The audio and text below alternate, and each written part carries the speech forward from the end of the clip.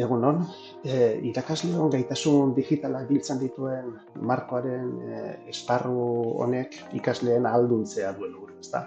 Eta zentzu honetan, bideo honekin nolabait ere ahalduntze hori ikaskuntza pertsonalizatuz bideratuko litzateke.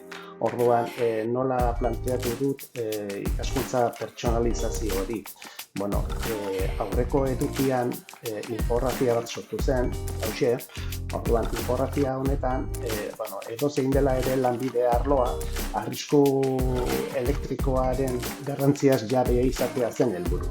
Orduan, hemen nolabaiteko ezagutza minimo bat edo aipamen bat egin daiteke gaiari buruz, infografia honen bitartez, eta oinarrizko ezagutza hauek edo kontzeptu hauek landu ondoren galdetegi bat pasatu liteke modelen bitartez, ikasleen aurre ezagutza pixka bat zenbatekoak diren ikusteko.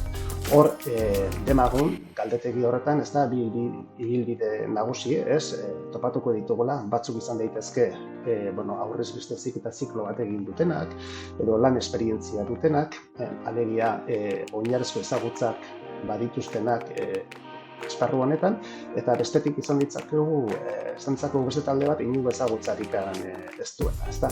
Ordan, horietako bakoitzarentzat eduki aproposa egokia, ustez egokia sortu dut. Bata izango litzateke ezagutzarik ez dutenentzako, bideo bat sortzea, ezta? Bideo bat ematen du beste formato batean erakargarria izatearen ideia hori edo susmo hori, eta bestetikan edukiak sakontzeko aukera, ezta? Bideo grabatzeko sintesia erabili dut. Sintesia hain zuzen ere ikastaro honetan gomendatzen den programetako bat da bideoak sortzeko. Bai, aipatu sintesiak Edge eta Chromen funtzionatzen duela, Firefoxen ez, beraz Chromen nabigatzailera etorri behar izan dut. Bestetik aipatu erabiltzailea normalizatu bat sortu behar izan dudala, edo erabili behar izan dudala lanerako. Eta bestetik ere aipatu programa honek hainbat muga dituela. Bai, hilabetez 3 minutuko iraupen maksimoa duen bideoa egin daiteke. Bai, edota urtean 36 minutukoa. Hori da nik hasiera batean irakurri nuena, eta, berez larritasunik gabe hasi nintzen lanean honek. Bai, orduan, komentatuko dizuet pixka bat zein den emaitza, nola egin dudan azaldu horrekin.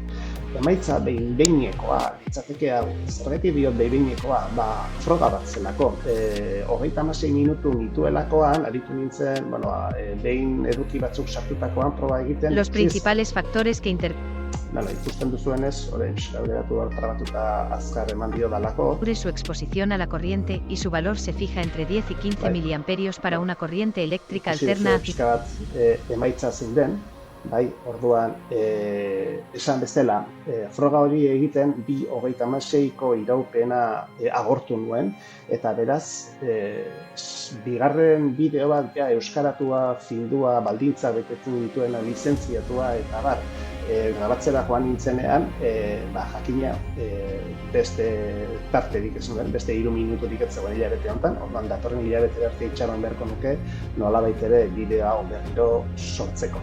Bai, ikusi duzu emaitza nahiko onargarria dela, eta, orain nikoa komentatzea pixka bat nola sortu dudan bideo hau. Bai, aipatu, adimen artifizialako erabilera ezin dugula egin, nun eta ez dugun ordeintzat, bai. Orduan, adimen artifizialaren laguntza eskatu dizkeo, ikusten duzue, ordainteko bertsiora jo behar dugula. Beraz, bideo bat sortzen hasi eta arazo hori izango dugunez, txuriz hastea da aukera bakarra doako bertsioetan, bai. Orduan, txuriz hasten baldin bagara, ikusuko duzu hemen goian menu bat badaukazuela, eta menu horretan dituzue baliabideak, ezta? Orduan nik avatarra aukeratu dezaket, zein nahi duan izatea, bai, bata edo bestea. Orduan, ikustu zuen nik hauetako bat aukeratu dut, baina froga egiteko beste bat hartuko dut, hauxe bera, bai, hautatu dezaket tokia, espazioa. Orduan, aukeratu dezaket non nagoen kokalekoa, hezkuntzan, hauxe aukeratu dezaket, atzekaldea, bai, edo baita ere aukeratu dezaket bideo bat. Nahiago banu atzean bideo bat egotea, badaude plantilla batzuk, hau esaterako, bai, eta atzealdea ordezkatu nezake bai? Mugimentua duen irudi bat, bai? Ikusten duzu irudia estali dugu, baina hori ez da arazoa izango, atzera bialiko genuke eta listo, bai? Hemen daukat, testu ingurua pixka bat, bego bat, eta abatarra. Zer gehiago, testu bat txertatu dezake bideoan, bai? Orduan, testu horretan jarri dezake, hau laborategia da, laborategia da, bai? Testua jakina mugitu dezakegu nahi dugun tokia eta baita ere atzealdearekin arazoa baldin baditugu, jarri dezaket atzealde bat baita ere, nola baita ere idatzi dudan testu horrek zentzu gehiago izan dezala, ezta?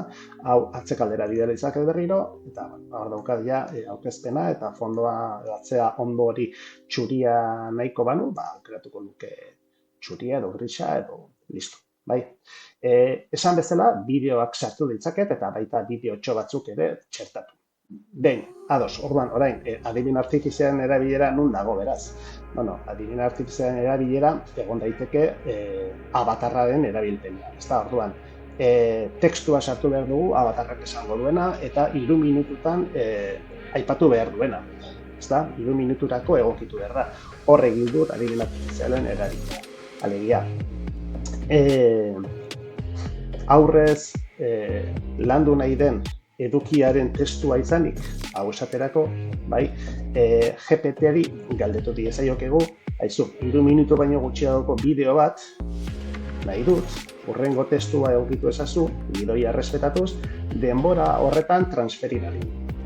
Orduan, testua eman diot, landu nahi dudan kontzeptua biltzen dituen testua, eta berak bota dit hauxe, testu hauxe, indikan honea dit bana. Orduan, nik hau hartuko banu, hau sartu dizaioke, esan bezala, sintesiari azpialdean.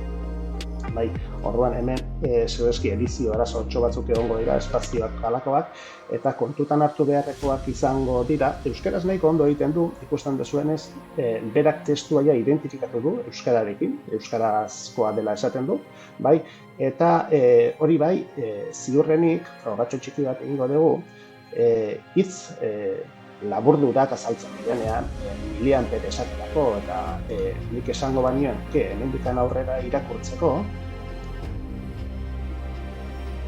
korronte alternorako 50 eztan, 10 eta 15. Ikusi duzuenez, ertzio ez du identifikatu dagokion esanahiarekin, beraz, nik ertzio aukeratu ezkeo hemen baditut baliabide batzuk, adibidez, pronuntziazioa edo egokitzeko. Ez da, hor klikatuko banuke, hor esan niezaioke hori ertz dela, Eta, fijatzen mazarete orain, nik orain irakurtzeko esango banio. Korronte alternorako 50 ertztan, 10 eta 15 ma artean egon daiteke.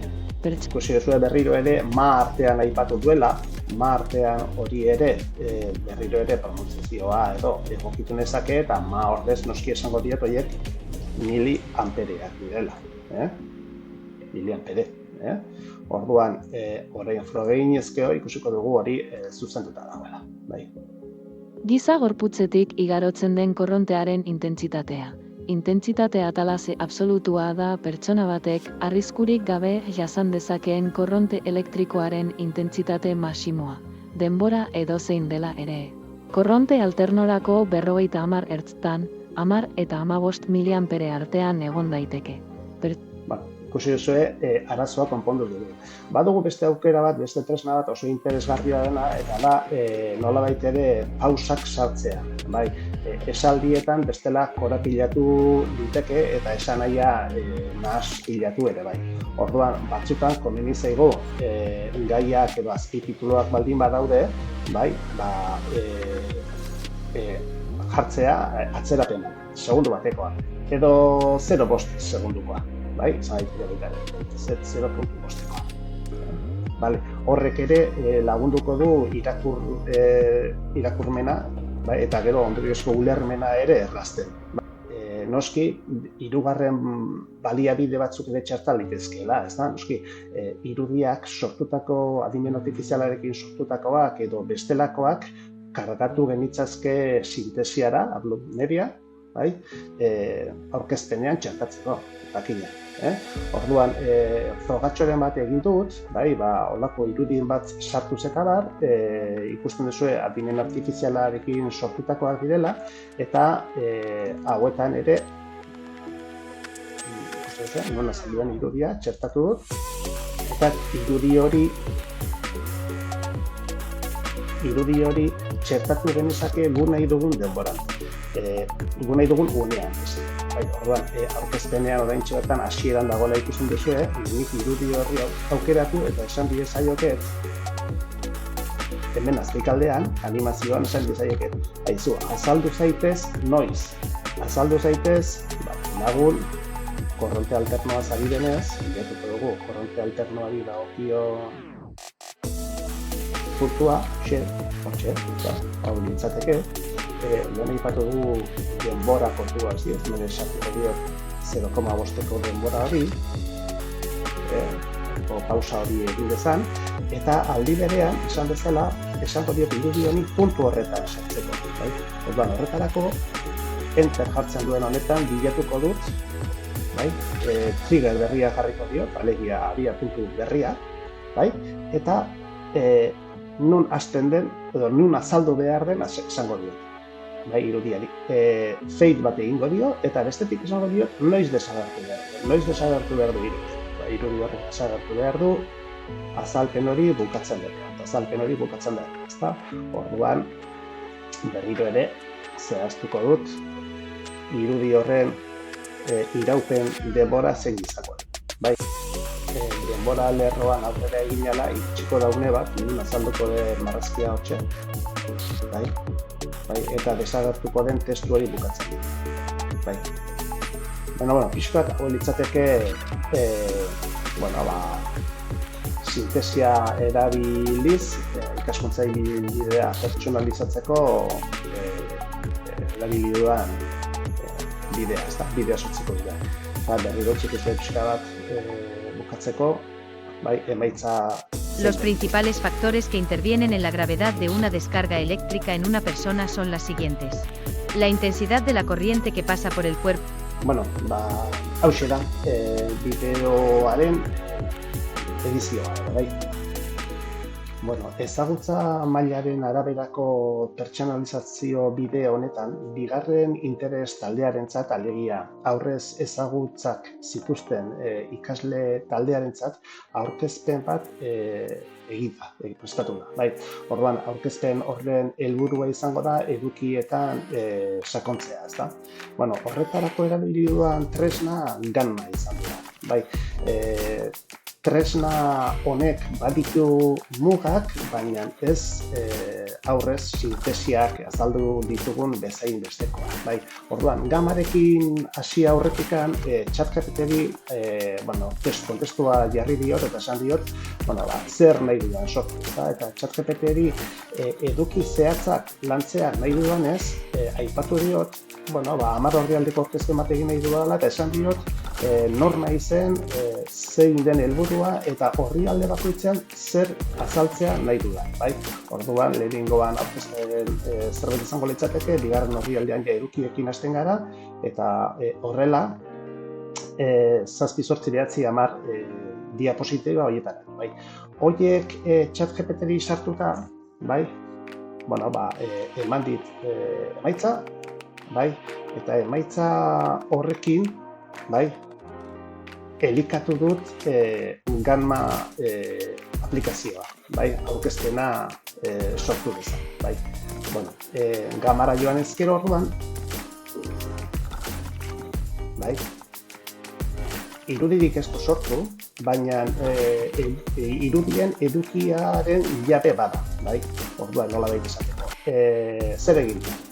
Ikustu duzuenez, aurkezpena sortua dago, baina bidea izan da, eta horretarako berriro egingo dut zerotik abiatuta, gero ikusiko dugu emaitza, baina zerbait berria sortzeko esaten dio danean, bai, ikusten duzue, adinen artifizialarekin badukat prompt bakarrekin aurkezpena sortzea, baina ez da nire kasua. Nik ja ChatGPT-rekin esan diot horri zer nahi dudan. Orduan, testua itxatxi dut, bai.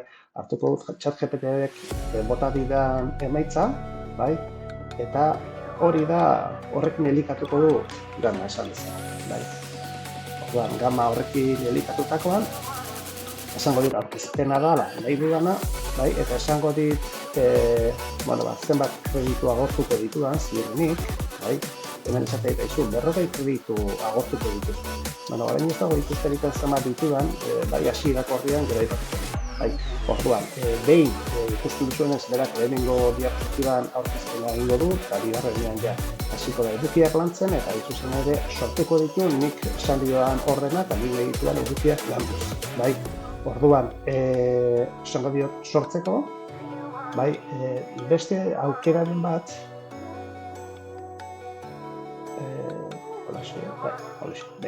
botako diogu holaxe, bai, eta esango digu ze formato dekin. Ez da ziurrenik garbienetako bat izango da lehenengo autakoak, orduan hor esango diogu, sortzeko, eta horren sortzeko.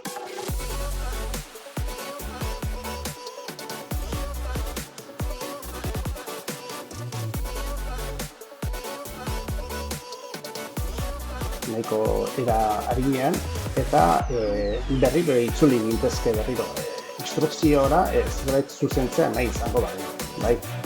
Ikusten duzuenez, emaitza ziurrenik hemen esaterako, azaltzen da grafiko bat, baina ez da guk behar dugun grafikoa, beraz hemen beti izango dugu aukera adimen artifizialaren bitartez berriro ere sortzeko, bai, edota edukia igotzeko, bai. Orduan nik hemen irudia kargatu nezake nire ordenagailutik. Arrastra hori merdet, bai. Toki agarri. Eta esango diot kargatzeko, bai. Orduan hemen bilatuko nuke nik zen irudi nahi dudan, eta direz esan dizaioket, hauxe, bai. Orduan, behin irudia eduki ezkero, bai, hasi ninteke lanean. Ez kezkatu beste toki batean jartzen bat, hau beti izango duzu aukera zuen nahi duzuen tokian jartzeko, bai. Hortxe dago, eta baita ajustatzeko tamainak, biltzera nibaldi nahi duzue, noski. Bai, orduan nahiko edizio azkarrekoa eta momentu txiki batean, momentu gutxian, baitza nahiko txukunak ematen ditu. Bai, hau frogatxo bat izan da, ikusi dezazuen zein izan daitekeen emaitza, nik behin pixka bat editatuta letu dudan emaitza, bai, eta hauxe litzateke. Bai, orduan aurkezten baldin badut, bai, ikusten baduzue, pixka bat, bai, orduan, hasi da, bai, ikusten baduzue aurkezpenaren edukia, bai, beti eskatu dizaiokegu eduki haiek sakontasun gehiagoz, edukiak sakontasun gehiagoz sortzea. Hauxe izango izateke pixka bat edukia, balioko duena ere beharrezkoak diren ezagutzak jasotzeko eta beharrezkoa den ikaskuntza emaitza lortzeko. Hauxe da gana, gero